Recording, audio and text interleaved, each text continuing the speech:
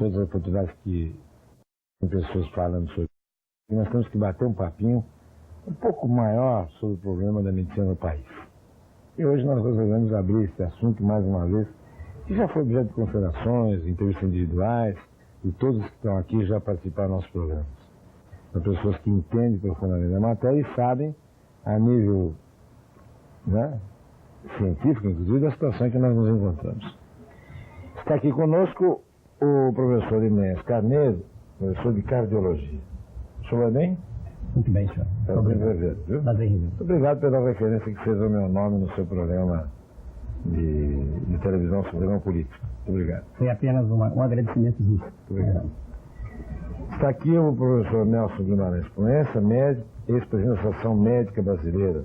Tudo bem, Tudo bem, boa noite, Ferreira. Prazer em rever, faz tempo que nós não nos encontramos aqui. É um prazer estar aqui para debater com você e com a nação os problemas da medicina brasileira. Tudo bem. O Assaf Abda. Tudo bem? Tudo bem. Ex-presidente do CRM, Conselho Regional de Medicina. Tudo em paz? Tudo em paz por ótimo. Tá bom. E o Oswaldo Gianotti Filho, ex-presidente da Associação Paulista de Medicina. Portanto, nós temos aqui dois ex-presidentes da Associação de Medicina. E o doutor Enéas, professor de cardiologia, e o vice-presidente da CRM. Como anda a saúde, ou seja, como anda a medicina no Brasil? Vou começar aqui pelo doutor Gianotti. Vamos lá. Sim, sem dúvida é uma das áreas em que nós estamos retrocedendo a níveis inconcebíveis para a época em que nós estamos vivendo. O Brasil hoje apresenta problemas na área de saúde como um todo que, sem dúvida, nos deixam saudades, por exemplo, de Oswaldo Cruz. Hoje nós estamos aí com, por exemplo, uma das regiões mais ricas do país, que é a região de Ribeirão Preto, tendo já relatados mais de 4.000 casos de dengue. Posso só lembrar que já acabou o problema do Ribeirão Preto, dito aqui pelo prefeito de Ribeirão. Só para atualizar, porque ele disse isso há poucos dias. É que hoje pela manhã eu tive uma conferência de um colega que está, inclusive, nos procurou no Hospital do Câncer aqui em São Paulo, que é um dos locais onde eu trabalho, no Hospital C. Camargo, exatamente sobre o problema da dengue, e colocando que realmente há necessidade de notificação, todos os cuidados devem ser tomados, e lembrando também que esse aspecto dengue não é um aspecto desse ano, ele vem se repetindo, né? E é aquilo que nós colocamos como problema de doenças sazonais, doenças das estações. Nós sabemos que acabou o dengue agora, talvez esteja diminuindo, porque está mudando a estação do ano, mas daqui a 2 ou 3 meses nós sabemos também que vai chegar o quê? Vai chegar a meningite. E não existem providências para essa parte básica. Agora, se nós passarmos para o outro lado, que é o lado em que os colegas, que os médicos conseguiram desenvolver em alguns grandes centros tratamentos, atendimento médico do melhor padrão, comparável aos melhores países do mundo, nós vamos verificar que esses colegas que têm formação, que podem trazer grandes benefícios para as pessoas, nesse momento não estão podendo exercer a profissão de forma adequada. Nós vimos há poucos dias os cirurgiões cardíacos reclamando de uma situação terrível, eles não tinham próteses, agora são os ortopedistas. Na área de câncer, nós sabemos da dificuldade que existe até para quimioterapia, o que é pago hoje não é suficiente para pagar o remédio, quanto mais o ato médico. Então, é uma situação de retrocesso. Nós vemos grandes centros, como, por exemplo, o Rio de Janeiro, e aí eu vou pedir que o professor Enéas depois dê um apanhado dessa região especificamente, em que os problemas são muito grandes, essa parte, tanto a parte básica como a parte de uma medicina assistencial necessária, que envolve transplantes, envolve cirurgias, internações, etc., passa por uma crise muito grande e não há uma perspectiva. Nós não temos traçado algumas diretrizes que seriam necessárias. Então, por isso que eu falei, nós estamos vivendo uma época em que temos saudades de Oswaldo Cruz. Muito bom. Professor Nelson Proença, sua opinião. Eu acho que com a medicina de hoje se passa o mesmo que está se passando, por exemplo, em São Paulo, em todos os outros setores. Esta cidade tem o que há de melhor e tem o que há de mais aviltante em todos os setores de atividade. E a medicina não foge a isto. Eu acho que nós podíamos identificar 3 situações que existem nesse momento e coexistem na prática médica. A primeira é de profissionais altamente competentes, que em qualquer país do mundo seriam reconhecidos pela sua excelência e que têm condições adequadas de trabalho e por isso oferecem uma medicina do melhor padrão nos locais em que trabalham. Segundo, nós vemos profissionais competentes, mas que não estão tendo condições adequadas de trabalho, como foi há pouco lembrado, exemplo, cirurgiões cardíacos que não dispõem de válvulas, ortopedistas que não dispõem de próteses e não podem executar corretamente o seu trabalho. E terceiro, nós temos uma população crescente de profissionais que não estão suficientemente preparados para o exercício profissional e estão trabalhando em condições desfavoráveis, o que agrava, então, a situação, vamos dizer assim, da assistência médica que podem praticar.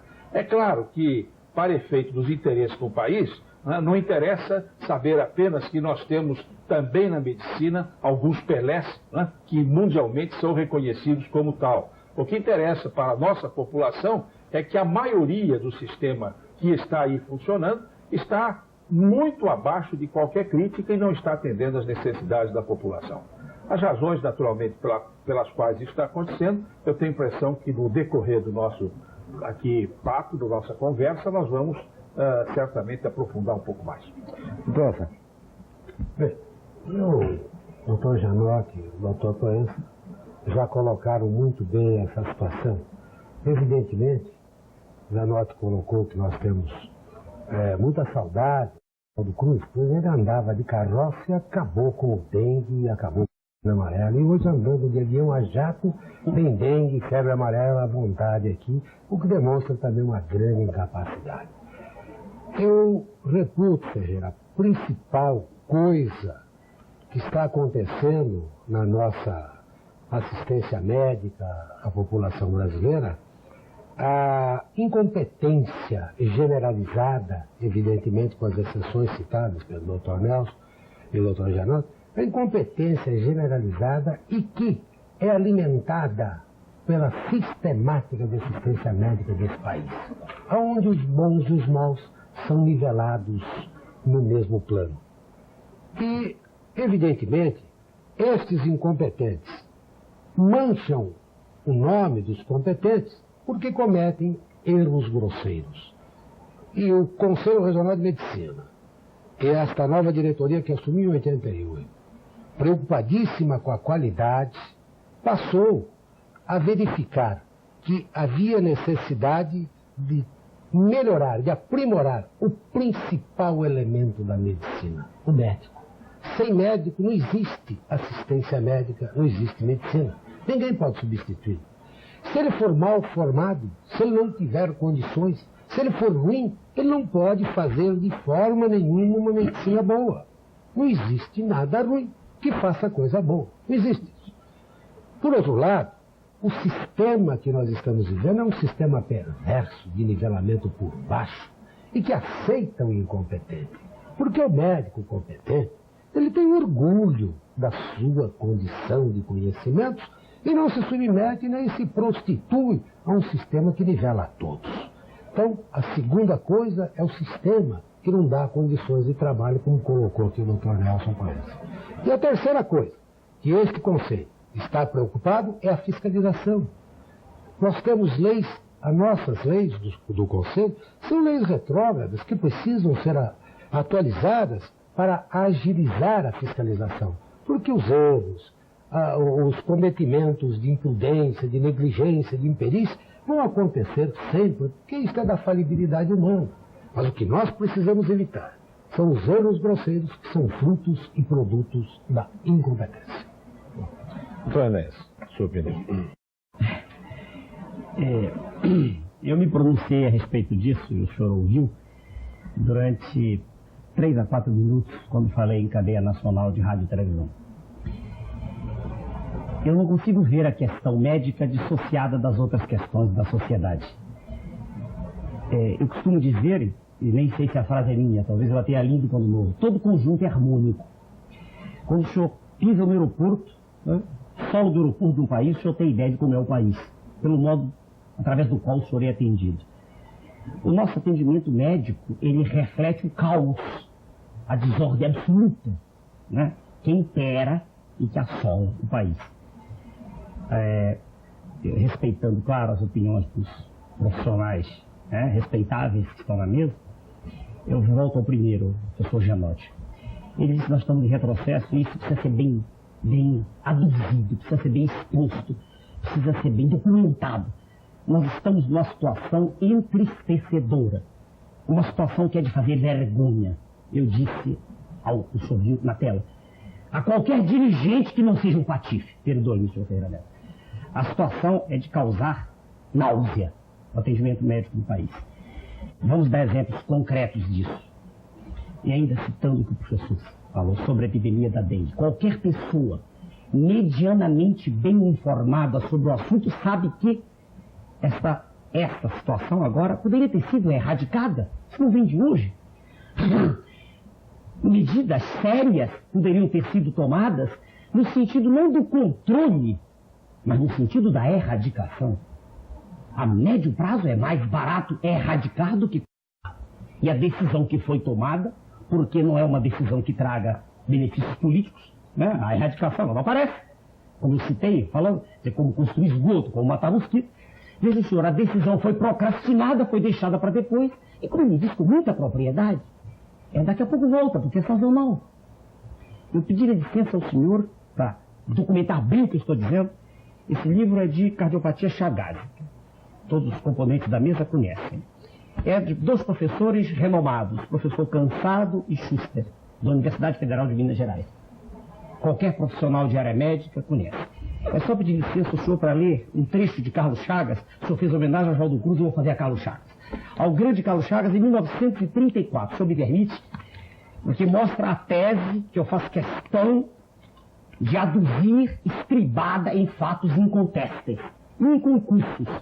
Isso data de 1934. Eu vou ler para o senhor. É um trecho de Carlos Chagas. Melhorar a residência humana e não mais consentir que o nosso camponês tenha como abrigo a cafua primitiva. Nem todo telespectador é obrigado a conhecer. Cafua é uma casa miserável, um abrigo de pobre. Infestada pelo inseto que lhe suga o sangue e lhe injeta o parasita. Parasita ou parasita, ambos lá. Cafua, às vezes, imprestável como habitação de suínos e de todo incompatível com a civilização de um povo. Carlos Chagas, 1934, diante da tela. Senhor Ferreira Neto, faz mais de 50 anos, né? Quase 60. Se o senhor, qualquer também dos participantes da mesa sabe, nós temos mais de 6 milhões de pessoas com doença de Chagas. E as casas de pau a pique continuam, e o senhor sabe também, tanto quanto eu, sim, que há projetos seríssimos de pessoas competentes, inclusive de diversas entidades partidárias, isso não tem a menor importância, como eu digo, que já nos mostraram de modo irretorquível que é possível acabar com as casas de pau a pique. Quer dizer, o que eu quero dizer nesse trecho em que o senhor me deu a palavra é que é o seguinte: a solução para a maioria dos problemas de ordem médica não é uma solução médica, é uma solução política. Foi só por isso que eu, com meio século de vida, zanguei e entrei na política. Só por isso. Muito bom. Se der licença aos senhores para então um rápido intervalo, voltamos aqui. Eu acho que nós podemos dividir o programa em vários, né, segmentos aí em termos de temas. A formação do médico, que é uma coisa que saltou aqui aos olhos logo no início. A formação do profissional. Um dia desse estava aqui o nosso doutor Pinotti, secretário da Saúde, que dizia: para ser médico é preciso gostar de ser médico. É preciso gostar de ser médico. Não adianta o jeito querer. Pode ser qualquer outra coisa, mas médico precisa gostar de ser. E eu uma vez comentei aqui, até na presença de vários reitores de universidades, sobre onde foi parar a vocação do jovem brasileiro. O jovem brasileiro escolhe a sua profissão de que maneira? Pela coluna que mostra qual é o salário mínimo profissional, ou exatamente pelo o que ele pretende ser? Porque nós temos aí, eu inclusive tenho um filho adolescente, a dificuldade de dizer o que eu vou ser é uma coisa terrível. O que você vai ser? Tinha aquela propaganda de dizer, você é salsicha, né, quando eu queria ser. Mas, evidentemente, o problema é sério. O que é que o jovem vai ser? Vamos voltar aqui depois do intervalo para abordar exatamente esse problema, a formação profissional, a necessidade do sacerdócio na medicina. Vamos intervalo.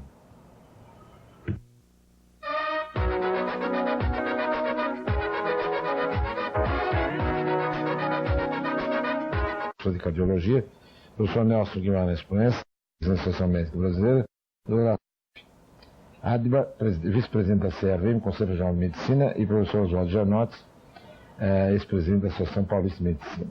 O tema, então, neste bloco aqui, é falarmos um pouquinho da formação médica.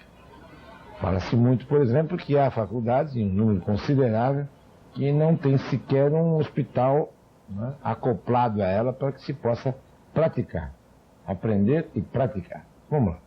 Pois não, posso começar? Por favor. Aliás, eu quero parabenizá-lo pelo artigo escrito na Folha há 15 dias.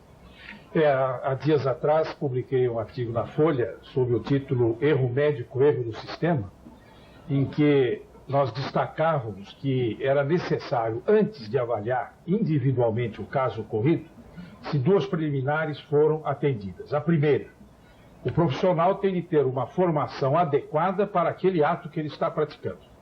Segundo, é preciso que ele esteja trabalhando em um sistema que oferece a ele as condições necessárias para que o atendimento se dê de um modo adequado.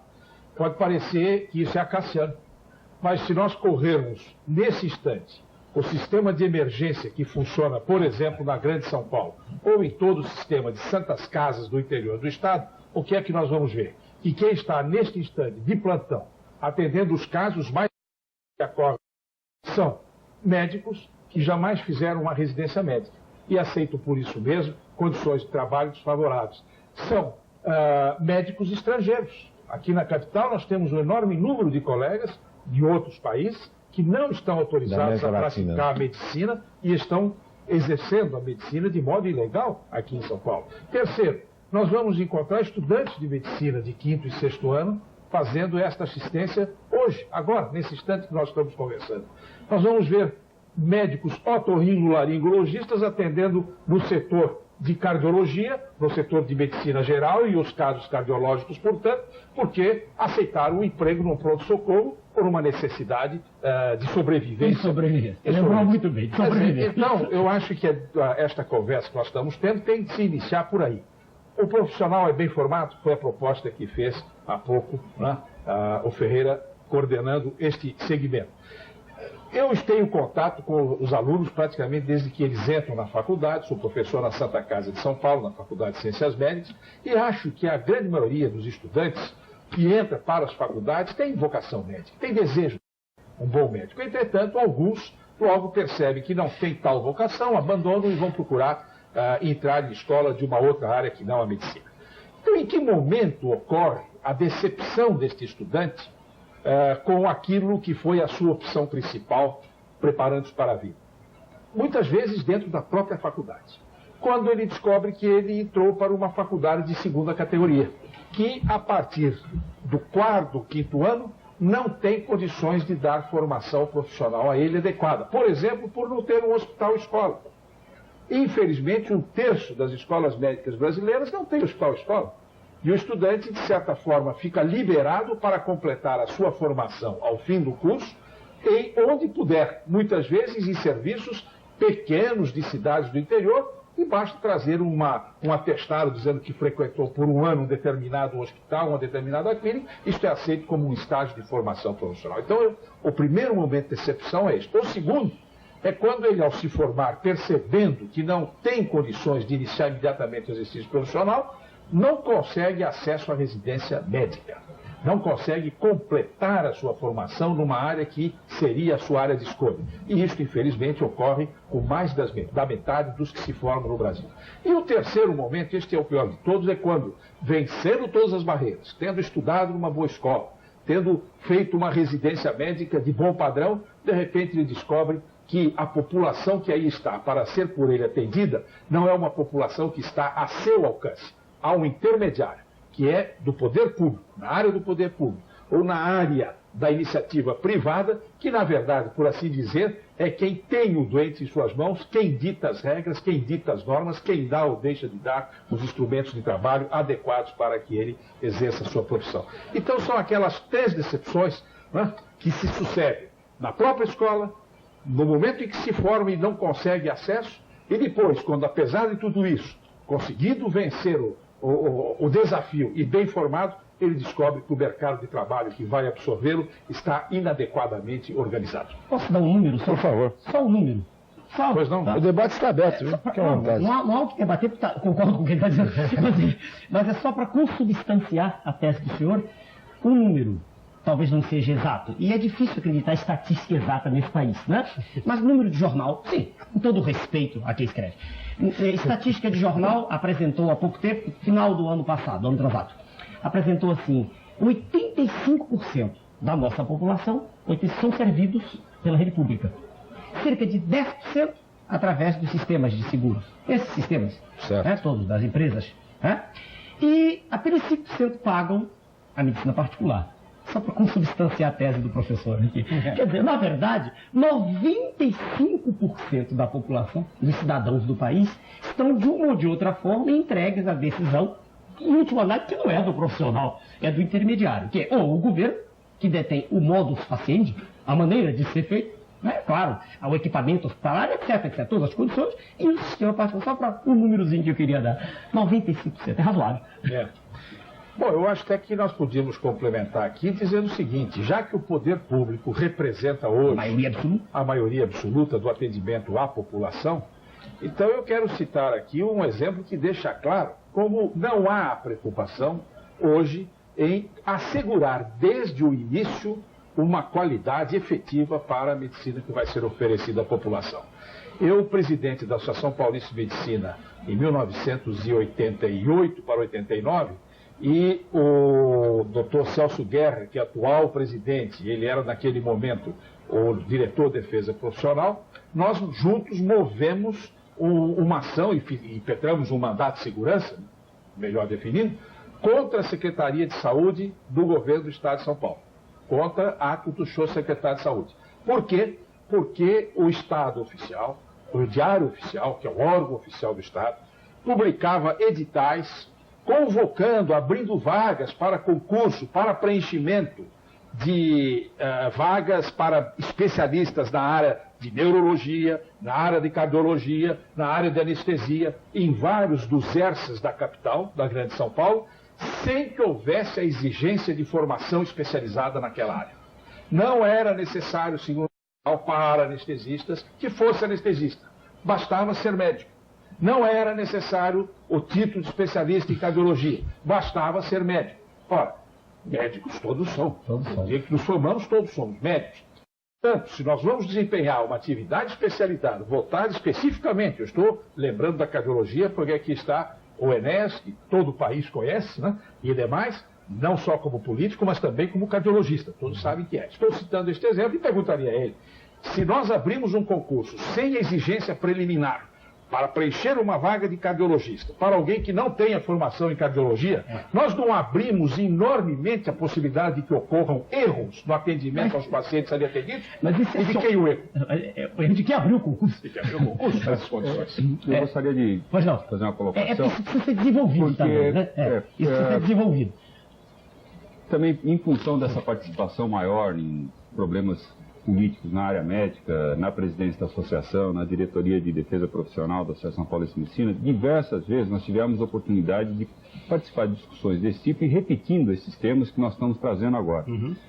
Eu acho que a grande frustração é que em alguns momentos de um passado até recente, a discussão era feita a respeito de propostas que estavam existindo para que esses defeitos fossem sanados. Havia algumas propostas de lei, por ocasião da Constituinte, havia alguma discussão com relação ao que estava sendo proposto, e hoje, em 1991, o que nós estamos apresentando aqui, não permite sequer uma discussão a respeito de alguma proposta, porque não há uma proposta para esta situação que nós estamos vivendo no país neste momento. Ou seja, nós já falamos há mais de 10 anos, que é a época que eu tive a oportunidade de participar na diretoria da associação e depois disso também trabalhando como professor na Escola Paulista de Medicina. E aqui, esse programa tem 12 anos, esse é o 13º aniversário. Nós temos repetido, existem faculdades de medicina no Brasil que não têm hospital-escola. Não existe uma pessoa em sã consciência que defenda a existência de uma faculdade de medicina sem um hospital-escola. Qualquer Isso ocorre no Estado de São Paulo também? Ocorre. Também. Ocorre. Agora, não se toma uma providência. Existe estudante de medicina dando plantão em pronto-socorro e fazendo atendimento de casos graves, sem condição de fazer.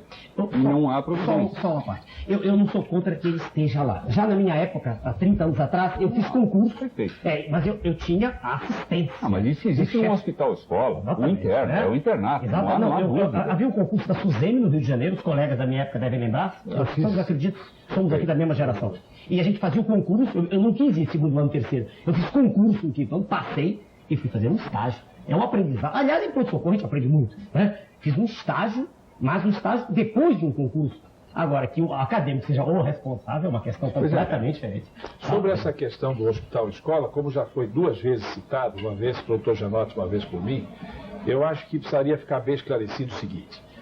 As escolas médicas todas têm algum tipo de convênio com algum tipo de hospital, que não se pode chamar de hospital-escola. Muitas vezes é um hospital de uma fundação, é uma santa casa, enfim, é um hospital que está disponível ali na região onde essa escola está formando seus estudantes.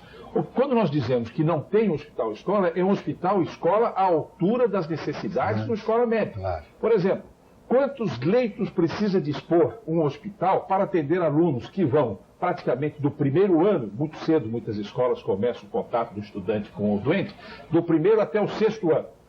É preciso que haja um número de leitos adequado para o número de estudantes que essa escola tem. Se ela dispõe de 50 ou 60 leitos, é evidente que a partir de um certo instante ela não tem mais condições de proporcionar, principalmente na fase final de formação, a formação adequada, o treinamento adequado dentro do hospital. E por isso nós dizemos, não tem um hospital-escola que mereça o nome e esteja à altura da missão a ser cumprida por essa. Agora, doutor Proença, nós temos aí a necessidade do hospital-escola, quer dizer, durante o período em que o aluno está se formando, né? Até o 5º ano, né? Até o 6º ano. Agora, aí que está. Qual é a diferença entre o interno, aquele que fica lá, o médico residente? O residente após. É isso que eu quero deixar claro. Isso, quer dizer, o residente já é médico formado. O residente, sim. O interno, como nós o chamamos, é o aluno que está no 5º e no 6º ano. Em muitas escolas, apenas o de 6º ano é considerado o interno. Quer dizer, é um aluno que já está exclusivamente praticando dentro do hospital. Quando estas faculdades não têm um hospital à altura das suas necessidades, pode-se dizer com quase certeza que ela também não tem uma residência médica. Ou não tem nenhuma, ou tem muito limitada e sequer atende os seus próprios formatos. Então, professor, eu queria fazer uma pergunta aqui, pertinente, talvez, ou não, se não for, os senhores desclassifiquem a pergunta, né? É o seguinte, nós sentimos muita falta do clínico geral. O famoso médico da família, aquele que a gente tinha quando era garoto. Minha família tivemos sempre um médico que sempre nos acompanhou, não é verdade? Agora, no jornalismo também aconteceu isso. Eu, quando comecei o jornalismo, eu tinha que fazer a clínica geral. O repórter está lá para fazer qualquer coisa. E os tempos desta parte, esse período em que o repórter faz qualquer coisa, foi muito reduzido. O repórter, a pessoa que entra no jornalismo, ele já, às vezes, já passa até a ser articulista, antes até de ser qualquer coisa. Ou comentarista, ou analista, desse ou daquele setor. A gente nota, por exemplo, que nesse país doente, onde há uma carência enorme de atendimento médico, de saúde, enfim, há em grandes centros como São Paulo, a especialização elevada ao seu último estágio, excelentes especialistas. Mas onde está o clínico geral, onde está o médico da família? Mas aí começou na massificação do estudo da medicina. A medicina, como todo o estudo deste país, sofreu em um determinado instante uma massificação. E quando se massifica, você vai procurar professores. Estes professores, em medicina, fundamentalmente, precisam de um grande preparo para assumirem as suas responsabilidades. E o que aconteceu? Se colocou para adicionar despreparados. E o que o despreparado ensina? Despreparo. Então nós começamos uma geração de despreparados, que eram acolhidos por esta sistemática perversa que veio lentamente tomando conta a ponto de colocar a estatística que você acabou de ouvir aqui, 80% ou 95% pertence a esse tipo de sistemática que, de um lado, foi colocada fundamentalmente por questões ideológicas, que foi a estatização da medicina e do médico, e, do outro lado, mercadejando com a medicina, que são aqueles que exploram a medicina, porque doença não é mercadoria. Só me permite, só uma parte rápido, não tomo só a palavra, só uma parte. Só lembrar que os 5% que pagam não são em número maior, porque não há número maior com condições de pagar. Mas eu só lembrando. Eu queria também fazer uma parte. O poder aquisitivo é muito pequeno da população, né? Então, foram desaparecendo os médicos com aquele sentido missionário que você citou no começo aqui. Com aquele sentido... Sacerdócio. Não digo sacerdócio, porque a medicina, antes de uma profissão, ela é uma missão. É preciso ter vocação. E não é um sacerdócio, como se diz no termo lato, que é um padre, nada disso. Ela é uma missão antes da profissão. Eu coloco sacerdócio no termo de que da dedicação, da dedicação total. Precisa ter... O religioso se dedica totalmente. Isso foi desaparecendo, evidentemente, por causa da má formação, porque nem sequer ética é mais ensinado nas escolas de medicina. Raras escolas ensinam ética. Não é matéria fundamental. Não é matéria fundamental. Deontologia. Eu queria fazer aqui se fosse possível, agora, claro que me permite, é evidente.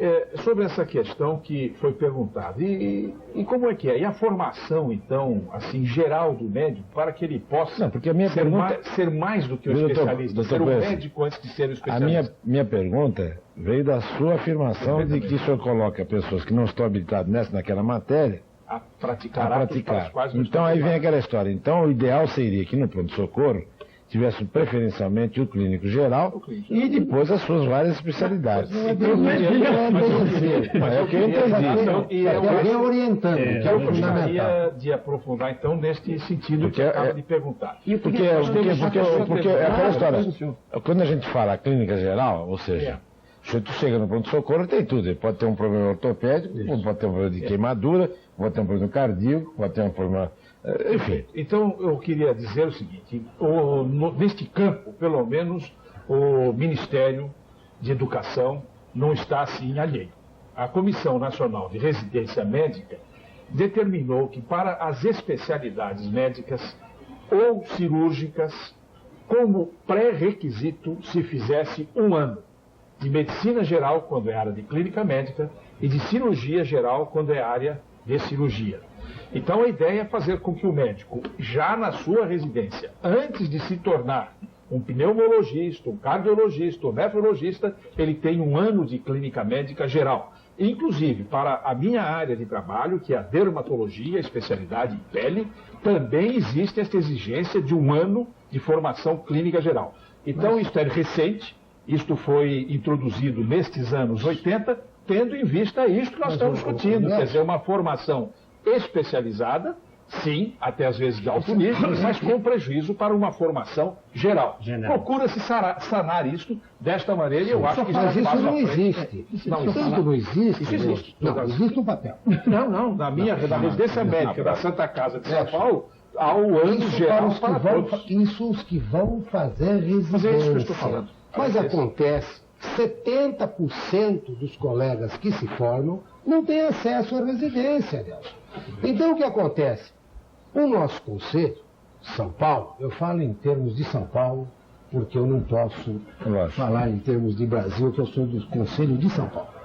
O nosso conselho colocou este exame de maneira facultativa aos colegas para fazer exatamente Aliás, esse houve diagnóstico. protesto, né? Houve protesto. Protesto do Conselho Federal, de muitas escolas e tal, etc., mas que vão lentamente absorvendo e sentindo como nós... pretendem um diagnóstico da situação. Nós queremos mostrar que a situação está caótica.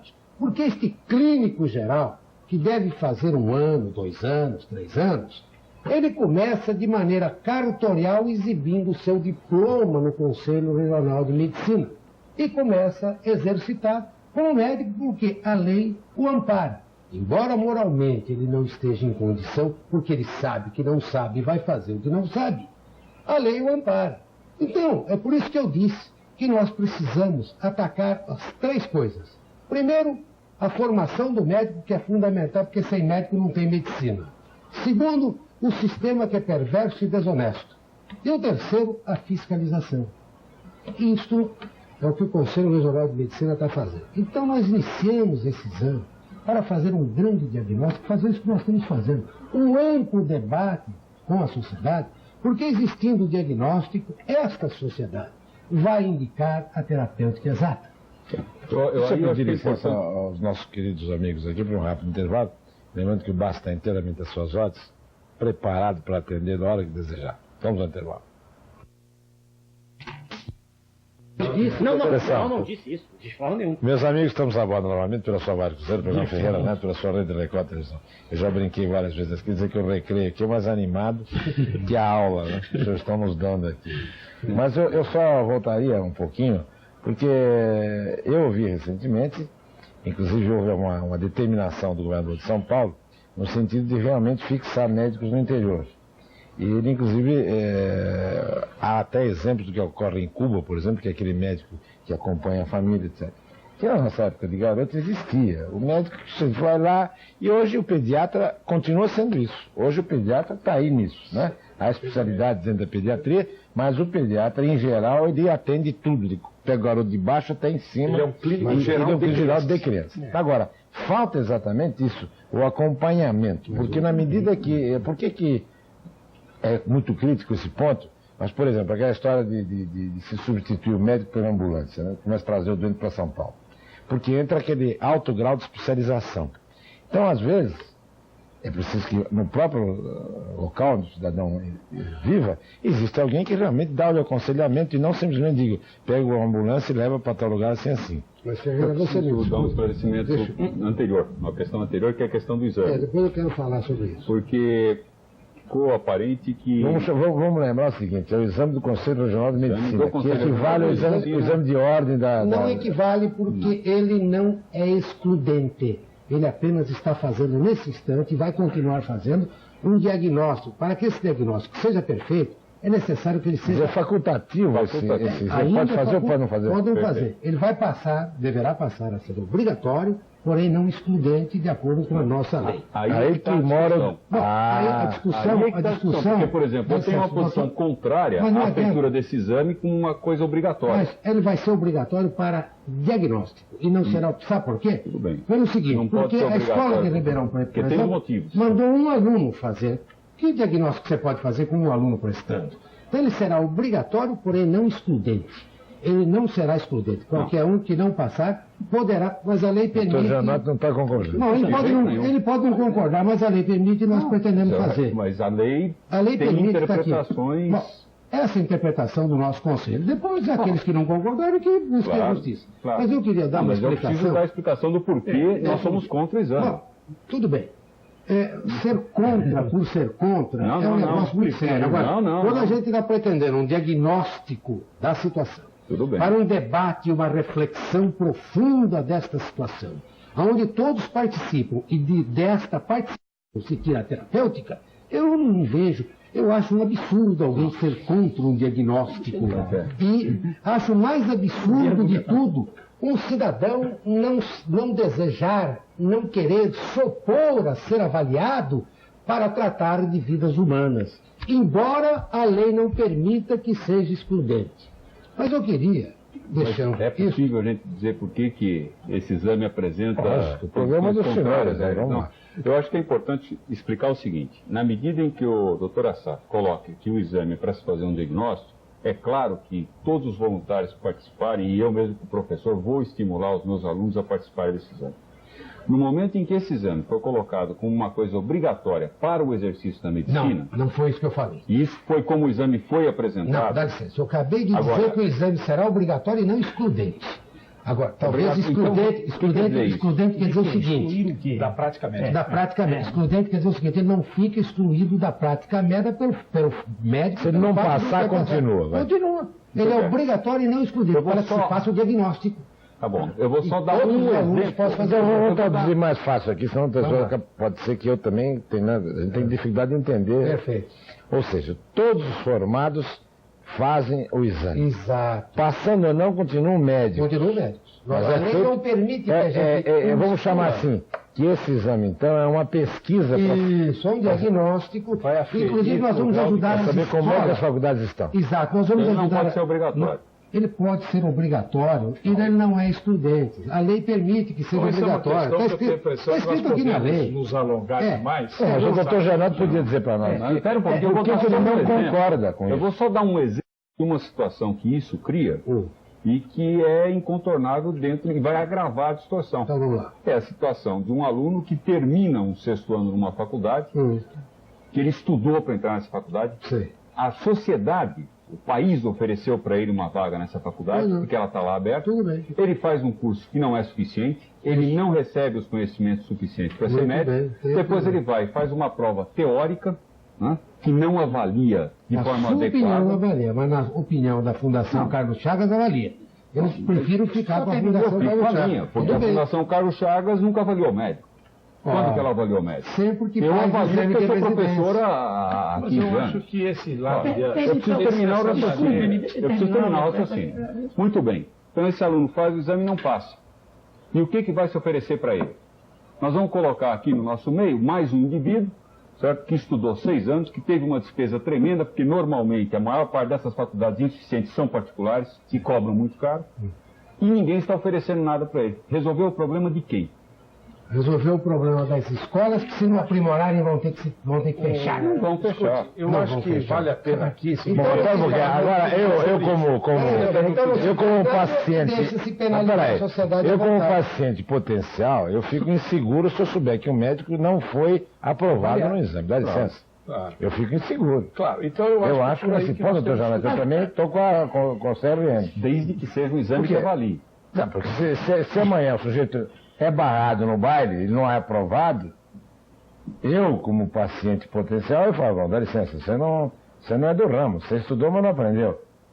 Mas é disso também. A função nesse instante do CRM não é impedir que qualquer... Não, mas deveria ser. Mas não pode, a lei não permite. Não, a lei não permite, mas devia ser, porque veja bem, é um negócio muito sério. Amanhã alguém se forma em medicina, sei lá como. Isso. Vamos aí a faculdades que não tem a menor condição. Ele está tendo dó do... Não, a minha sociedade. Eu estou colocando minha posição. Eu estou colocando minha posição como, vamos dizer, o cliente.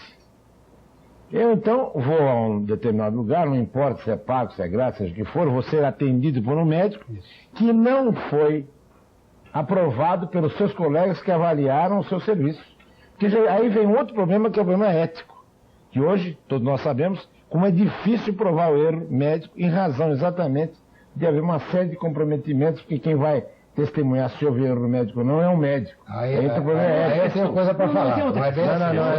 Não é bem, mas é que, olha, nós estamos cansados de ver erros médicos sendo cometidos, a sociedade fica exposta a isso, e ninguém se responsabiliza. É verdade. Você está tocando em pontos fundamentais, mas é preciso que eles sejam explicados. Tem o concurso que foi patrocinado pelo CRM apenas. Que tipo de médico tem? Eu acho que essa é a questão que nós podemos responder. Eu vou ouvir aqui, por favor, o colega Enéas. Porque a minha proposta, entendeu?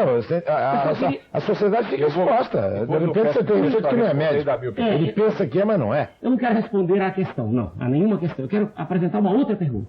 Eu estive ouvindo desde o início a argumentação do professor Janot e preocupou-me a tese no seguinte.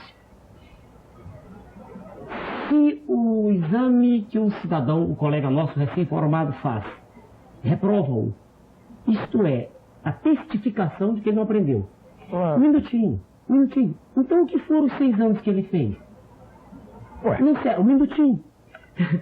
Será então, para que existe aquela escola? Um minutinho. O que ele fez, o senhor me perdoe, 1º ano, e nós sabemos quantas provas há. 2º ano, 3º ano, 4º ano, quem fazem-se provas todos os anos. Quer dizer, entende? Eu não estou respondendo. Mas é você dizer, não há uma avaliação das escolas médicas no desempenho. Sim, estou falando. É isso que eu quero trazer um exemplo. A avaliação se faz como se não no produto. Um minuto só. A pergunta, perdoe o senhor, que eu sei que representa o órgão de classe. Eu só estou me pondo aqui no local, não do médium professor, eu ensino em pós-graduação como o senhor, mas eu estou me perguntando assim, é um CRM, a pergunta é essa só, não se zangue, estou falando no nível nacional, é o conselho, é ele o órgão que tem condições globais, não sei com a pergunta sincera. Certo. Eu não sou contra a sua tese, eu gosto de aferição, eu gosto disso. Eu teria dúvidas em responder a sua Entendeu? Você já pergunta. percebeu? Há 7 anos atrás, hoje eu não tenho mais. Eu estou perguntando. Não tenho mais. Há 7 anos atrás, eu era presidente da Associação Médica Brasileira e preocupado já então com esse tipo de problema. Já naquela época nós fazíamos programas como esse que estamos fazendo hoje. Eu convoquei um grupo de ilustres professores universitários, assim citando nomes dentre esses ilustres professores, o professor Adib Jatene, que é diretor da Medicina, o professor Silvano Raia, que foi professor da Medicina, o professor Oswaldo Ramos, da Escola Paulista de Medicina, para citar alguns exemplos. E nós então constituímos um grupo que organizou um programa de avaliação do desempenho das escolas médicas existentes no Brasil. E remetemos esse programa para o governo federal. O governo federal consultou a Associação Brasileira de Escolas Médicas, a ABEM, para saber se merecia ou não recebendo o aval da ABEM, receberia o apoio do governo. E para nossa surpresa, o ofício está guardado até hoje lá na Associação Médica Brasileira, a Associação Brasileira de Escolas Médicas se colocou frontalmente contrária à organização de qualquer tipo de controle de desempenho, de avaliação de desempenho, por estruturas, instituições, órgãos governamentais, que não os próprios órgãos colegiados de cada escola médica de per si.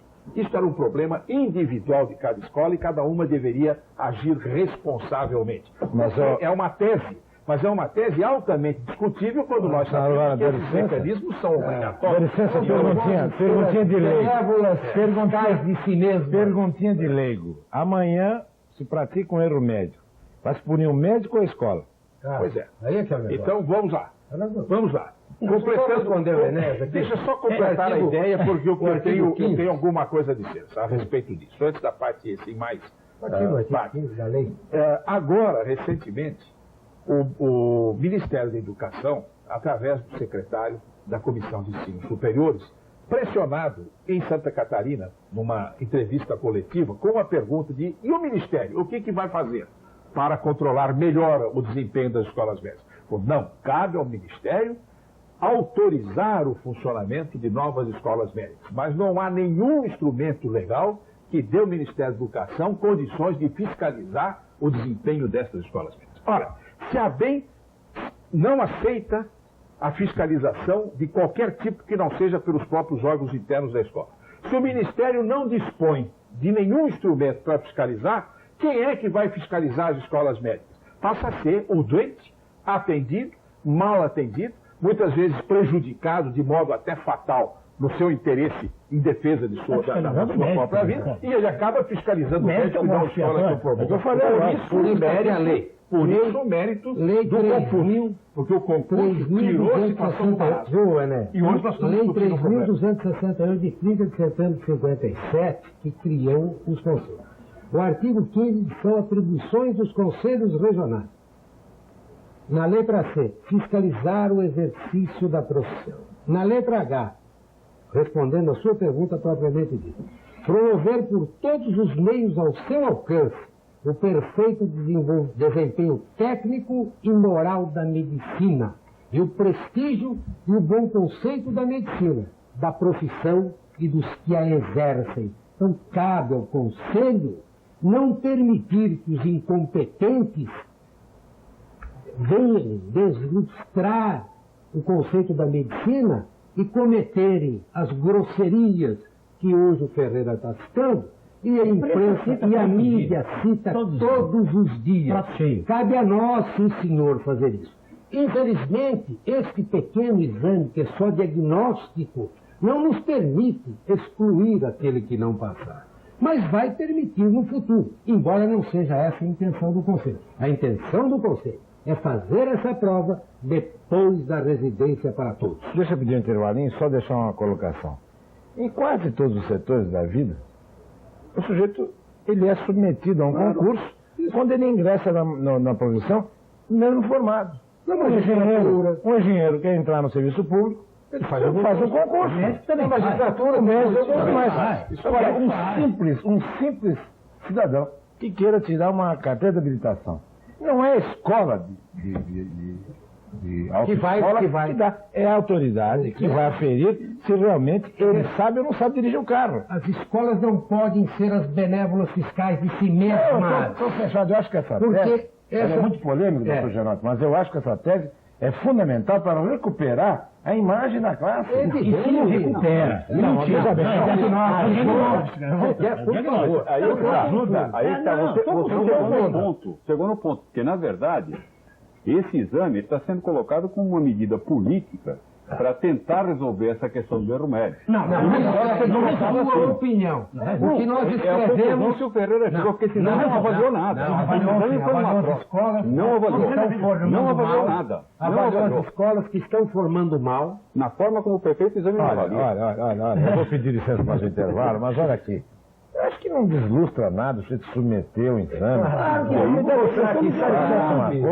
Tem condições que aprender. Não há dúvida quanto a isso. Um comandante de avião da nossa Varig, de acordo com a legislação, periodicamente é checado, rechecado, se ele está apto ao equipamento, se ele tem condições físicas. Ferreira, que você acaba de entrar na discussão do sistema. Do sistema. É um outro polo do da qual você estava fugindo. Veja bem, olha aqui. Estávamos fugindo. Vamos lembrar uma coisa. Nós estamos dando um passo enorme na direção de defesa do consumidor, como dia 12 se implanta uma lei de defesa do consumidor. Exatamente. Muito bem. Como é que fica um cidadão que vai ao médico, seja ele esteja onde ele estiver, e ele é mal pensado, ele é mal analisado, ele é mal diagnosticado, ele sofre consequências de um mau atendimento. Ele vai procurar a defesa do consumidor, vai bater aí. Isso, claro. E aí como é que fica? Temos proposta. Eu só vou receber denúncia? Então vamos ao intervalo e voltamos.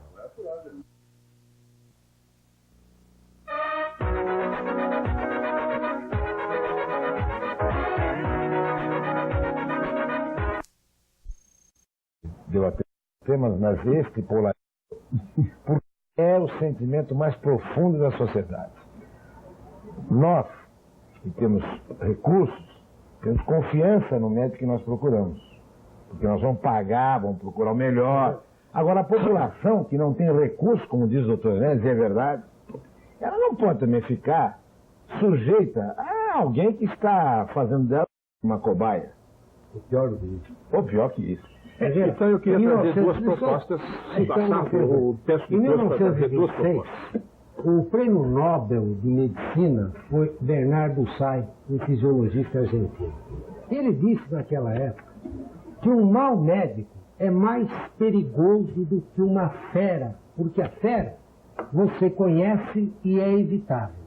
O mau médico, os clientes se entregam como, com a maior confiança, como se as escolas o tivessem selecionado e preparado para atender bem. Então ele é mais perigoso do que uma fera mal preparada. Eu vou acrescentar e o Conselho está mostrando este despreparo numa prova que o doutor não quer que avalie, mas que os pedagogos da Fundação Carlos Chagas dizem e mostram. Eu só quero fazer uma colocação aqui. Já é difícil para um paciente ele ter e decidir por sua conta os riscos. Quem é o médico? Não, quem é o médico e depois que escola de tratamento que ele vai obedecer. Tá certo.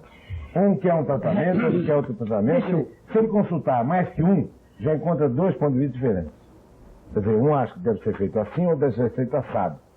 Certo? Terapêutica então, artística. Aí fica um problema. Já é difícil para o cidadão. Se vocês estiverem preparados, talvez os dois caminhos. Eu peço permissão. Aí que está, mas já é difícil. Eu estou colocando aqui o sentimento da pessoa que precisa do atendimento. Já é difícil de dizer. Eu acho que esse método aqui é o melhor do que aquele outro. Somos dois querendo opinar. Há muita coisa a ser dita e a gente vai ficando... Veja bem, não há dúvida que o ensino médico está... Não há dúvida, ninguém vai negar isso. Né? Há centros de excelência e a média está ruim. Só que, eu insisto, tudo está ruim no país. Desde o primário, desde a base. O colega médico hoje é extremamente mal pago. Eu não trouxe, eu trago sempre documentação maciça. Mas isso não sabe. Um colega, há pouco tempo atrás, concurso no Rio de Janeiro para médico. Era o salário que era oferecido para o colega da minha secretária. E especializado. Agora não, agora estava sendo exigida a especialidade. No jornal onde o anúncio para médico do Rio, Estado do município, não me recordo. Eu queria dizer o seguinte, É claro que nós temos que exigir do médico, não há a menor dúvida. O senhor me conhece, eu sou perfeccionista, eu exijo até da linguagem. É por isso que eu estou falando. Exato. Mas a gente precisa ter cuidado também. Não é só o exigir. Mas o professor me diz uma coisa. Não é só Um médico exigir. mal formado, bem pago, ele passa a ser bom? Não, é mais fácil exigir dele. Não, mas exigir você não É igual sabe. professor. Você não sabe. Minutinho. Então vamos fechar as escolas primárias. Não tem nada. Peraí, vamos fechar. Porque as professoras, aprimorá-las e pagar os professores de curso primário, de primeiro grau. Peraí. Uma pessoa, veja só, que não ganha nem para se manter, e hoje os nossos colegas, eu tenho... Não, mas nós estamos num ponto anterior, não tem escola formando bem. Professor Ferreira Neto, um minutinho. Não são só essas escolas, não. Peraí, as escolas do governo de sai mal formado também, peraí. Não é só assim também, não. Eu lido com um número enorme, quase 1000 alunos por ano médicos, peraí. Não é bem assim, não. Não são só as escolas pagas. E eu não ganho... Eu não discriminei. Não. Eu discriminei escola paga ou não? Essa impressão também pro telespectador. Não discriminei. É assim. Não é assim. O indivíduo hoje sai mal formado porque ele vem... Quem tem um bom primário, diz o grande professor Berardi, né? Quem tem... Tarantino lá do Rio? Quem tem um bom primário tem uma boa universidade. O sujeito vai mal desde o início. Peraí. Nós sabemos disso. As coisas são extremamente sérias para que nós as simplifiquemos desse modo, assim, dizer, acabou a escola, fez o concurso, resolveu tudo. Não. O concurso faz um diagnóstico, eu estou com ele plenamente de acordo. O concurso documenta aquilo que todo mundo já sabe. É isso mesmo. É documenta, põe no papel. É o que nós queremos fazer. Agora, Vamos partir daí. Vamos começar a raciocinar daqui. Só para ter um papel na mão para dizer para os outros que está assim. Como estamos dizendo agora. Exatamente. Isto é, eu passei... Isso não é solução para o problema. Eu passei 10 anos à frente de associações de classe discutindo a problemática. Eu fui presidente da Sociedade de Cardiologia. Eu entrei na fase hoje de querer achar a solucionática. Quer dizer, eu estou preocupado em saber como é que se pode resolver o problema. Então, nesse segmento anterior, nós concluímos que há insuficiências na formação do médico. Isso já é sabido. Mas, desde que não haja, pelo menos até aqui, mecanismos de controle sobre esta formação, e não há no sistema formador, então nós temos de passar para a etapa seguinte. Nós temos de exigir que aqueles que patrocinam os serviços médicos comecem a fazer exigências para a admissão dos seus profissionais. O que não elimina o exame. Por exemplo, o que não elimina o exame. Mas eu vou O exame mostra o problema. Segunda coisa. Segunda coisa. É preciso, então, que se comece a valorizar o esforço que tem sido feito pelas sociedades científicas no Brasil para que se obtenha um título de especialista depois de uma dura trajetória. Exatamente. E isso no Brasil não se existe. Contrata-se para exercer a função de cardiologistas e não cardiologistas. Então, esta é a segunda coisa. Terceira coisa, eu venho propondo uma ideia nova, e aqui vou defendê-la em 2 palavras, que é a formação do que eu chamo a cooperativa de usuários. Quando alguém compra um plano da Golden Cross, ou quando alguém se matricula num centro de saúde do governo do estado, do município, deveria, de imediato, se pensar em organizar uma cooperativa de usuários, para saber se está funcionando a contento ou não o serviço. Mas agora já a que eu não do posso consumidor vai controlar... colocar um ponto final nessa brincadeira toda. Quem não se comportar direitinho, a lei é simples. Senhor Ferreira Neto, quantas leis nós temos no país? Mas nós temos que acreditar. Vai ser implantado agora, dia 12.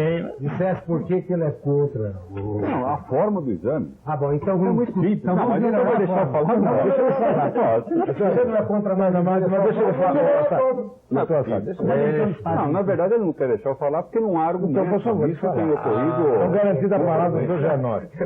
O problema é só esse. É que como é que é possível se fazer uma avaliação de um médico, uma prova de testes escritos, sem que haja nenhum tipo de avaliação prática, sem que haja nenhum tipo de avaliação de aptidão do profissional, que nós sabemos que é fundamental. Então, essa prova ampliar o exame. É claro, esse exame, por isso que eu estou dizendo, a forma desse exame, ela não pode servir para excluir o profissional do exercício. Mas não serve. Mas foi o que foi proposto.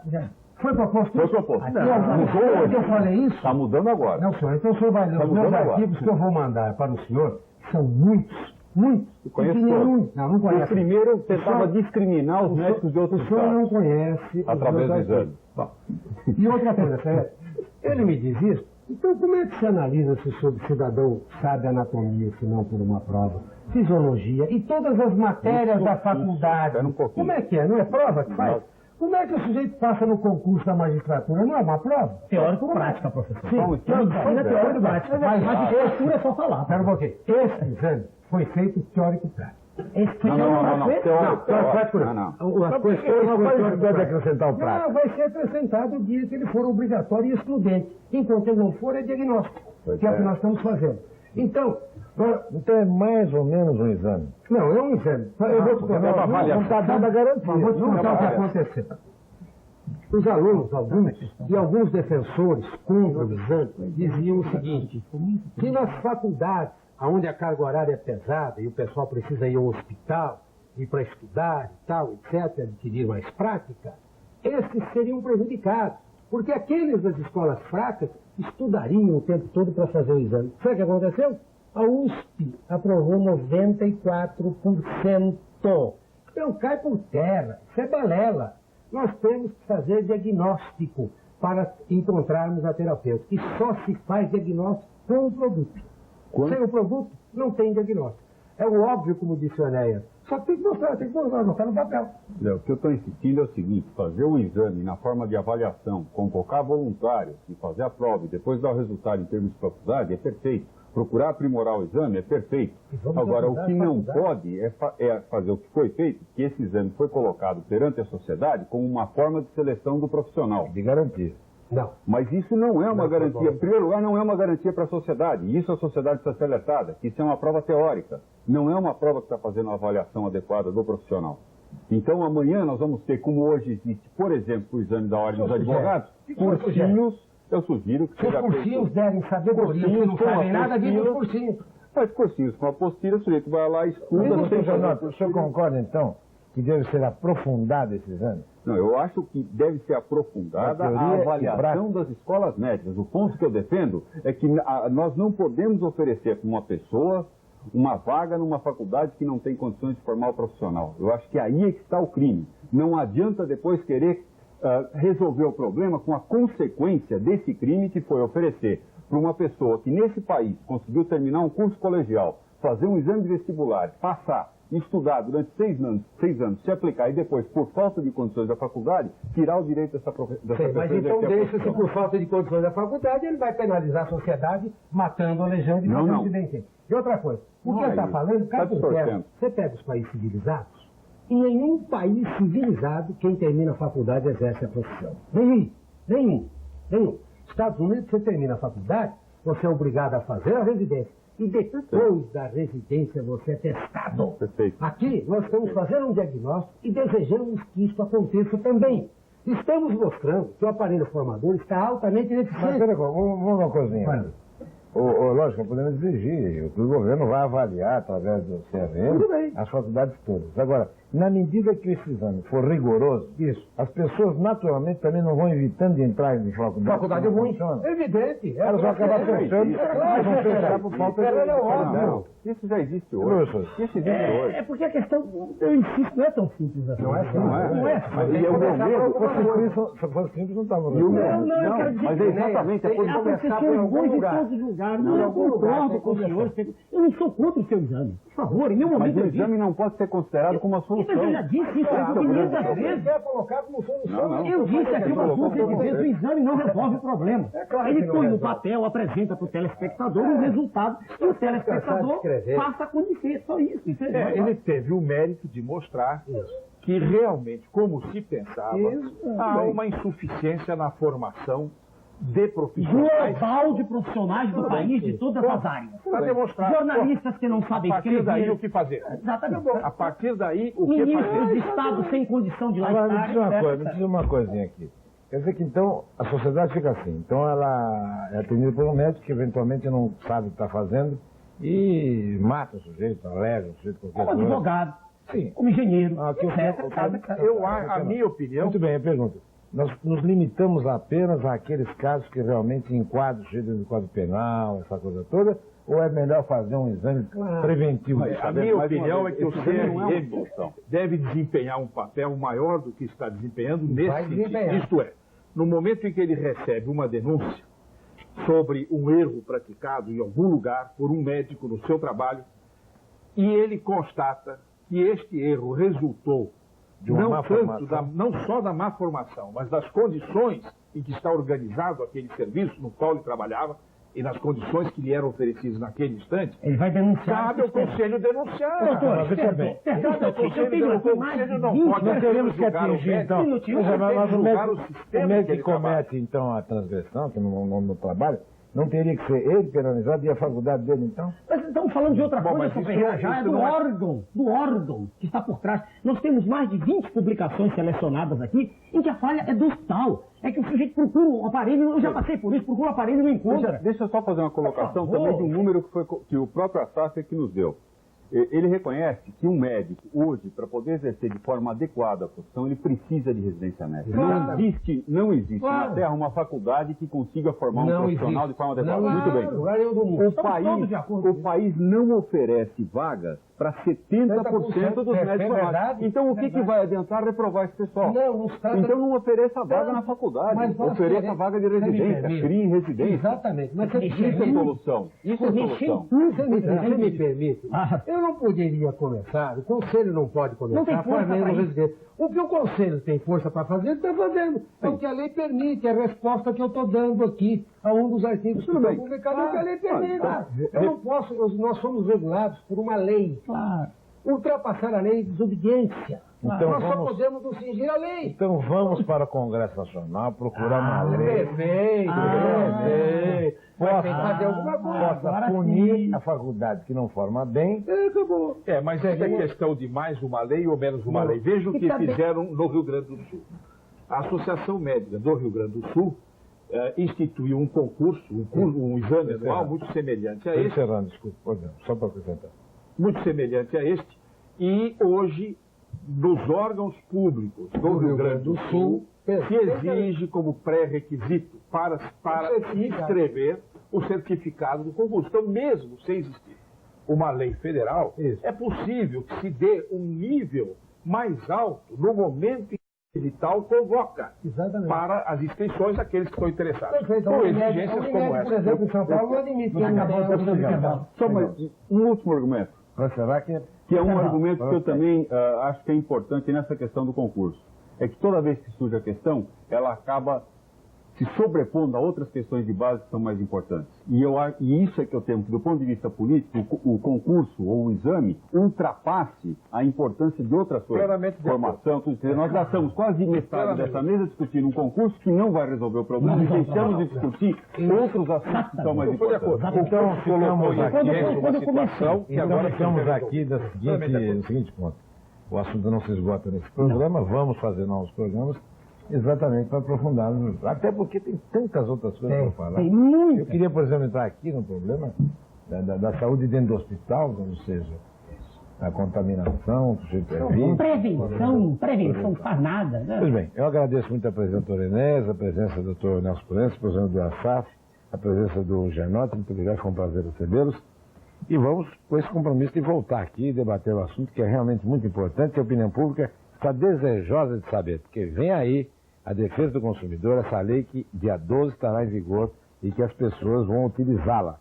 Portanto, os profissionais todos devem também se preocupar com isso. Muito obrigado a todos, a todos uma boa noite e até amanhã, se Deus quiser. Bye, bye, Brasil.